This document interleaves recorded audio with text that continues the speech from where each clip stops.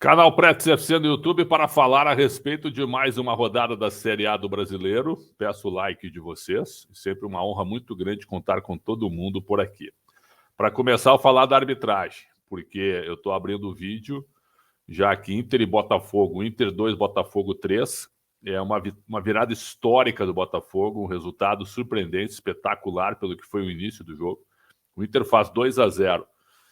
Logo com 15 minutos, mas o primeiro gol foi uma vergonha, um pênalti marcado contra o Botafogo. A bola bate no peito do Felipe Sampaio e depois escora lá no braço e tal. Nem ficou muito claro isso, mas bateu no peito e o Sávio Pereira Sampaio deu pênalti com o auxílio do péssimo árbitro de campo e de vídeo, Rafael Trace. O Botafogo foi prejudicado. O Felipe Sampaio foi expulso e o Luiz Castro, técnico, reclamou, também foi expulso. Uma vergonha, uma vergonha.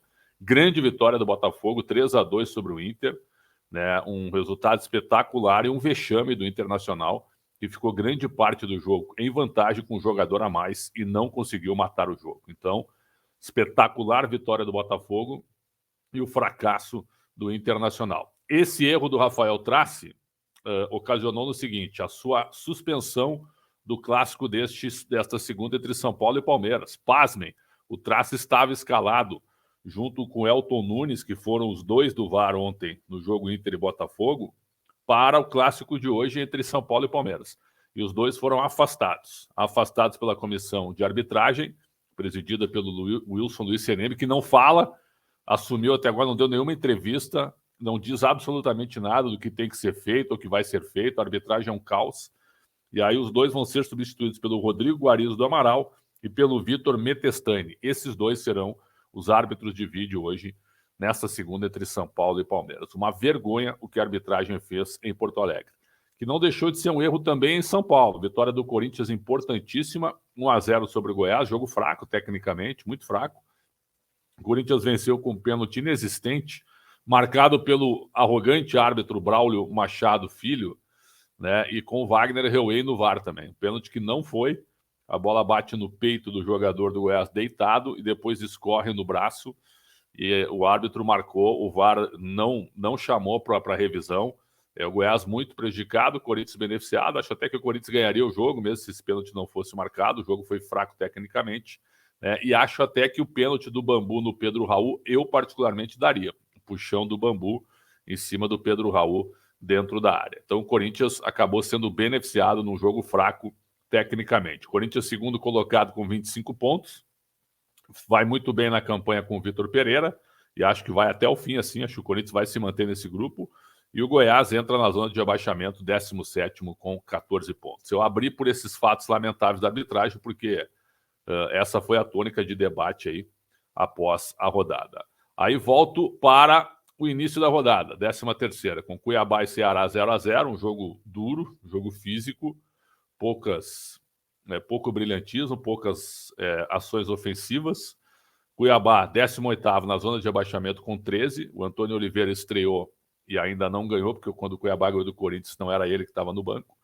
E o Ceará em 13º com 16 pontos, com o Marquinhos Santos como técnico depois da saída do Dorival Júnior. Pelo que eu estou vendo aqui, o Ceará é o time que mais empatou no Campeonato Brasileiro. 7 empates em 13 jogos. Então, por isso que a campanha está meio travada, né? Porque o time não ganha realmente. Aí partimos para o jogo que eu comentei na Rádio Bandeirantes, Santos 2, Bragantino 2. E aí eu acho que foi um resultado correto pelo que foram os dois tempos. O Santos fez 2-0, mas com mais em erros do Bragantino do que realmente em acertos do Santos. E aí o Bragantino diminui para 2-1 com o gol do Johan e volta para o jogo no segundo tempo. E no segundo tempo, o Bragantino dominou o jogo, o Bustos foi muito mal, fazendo mudanças que mataram o meio de campo do Santos. E aí esse domínio do meio ali, com o volante Raul jogando muito, o time do Red Bull Bragantino foi para cima e conseguiu um empate num golaço do Luan Cândido. O Santos em oitavo com 18 pontos e o Red Bull Bragantino na 10ª posição também com 18, perdendo para o Santos na questão do saldo de gols. Aí tivemos Galo 2, Flamengo 0, vitória contundente, expressiva e sem reparos do Galo, 2-0 sobre o Flamengo. Sobre o Flamengo, como é que eu posso dizer? Muito discreto, sem competitividade, né, sendo engolido pelo Atlético. Então, vitória justíssima, todo mundo comemorando com o turco Mohamed. Então, o Galo volta de novo ao G4, com 21 pontos na quarta posição. O Flamengo, 14º com 15, hein? Ainda acho que o Flamengo vai reagir. O Ilharão disse, a gente não está fora da briga pelo título, porque em 2019 estávamos 10 pontos atrás e buscamos, fomos campeões. Só que era outra realidade, outra pegada, outro time e outra concorrência, né? Esse campeonato atual está muito equilibrado e o Flamengo até agora tem 38,5% de aproveitamento, 6 derrotas em 13 jogos. Então, acho que o Flamengo ele vai chegar lá no G5, G4, sem dúvida, eu acho, sem dúvida. Mas brigar pelo título para ser campeão, acho que a coisa ficou um pouco complicada. Clássico Atletiba no Couto Pereira, Curitiba 0, Atlético Paranaense 1. Uma confusão no fim do jogo. Para mim, o pênalti houve. Bem marcado o pênalti pelo Luiz Flávio Oliveira. E o gol marcado pelo Atlético no final. O Furacão é terceiro lugar com 21 pontos em 13 jogos. Grande campanha de recuperação com o Filipão. E o Coritiba, que eu acho que não vai cair, não tem time para cair, mas perdeu 2 seguidas e já vê assim uma situação chata, porque é apenas o 15º com 15 pontos.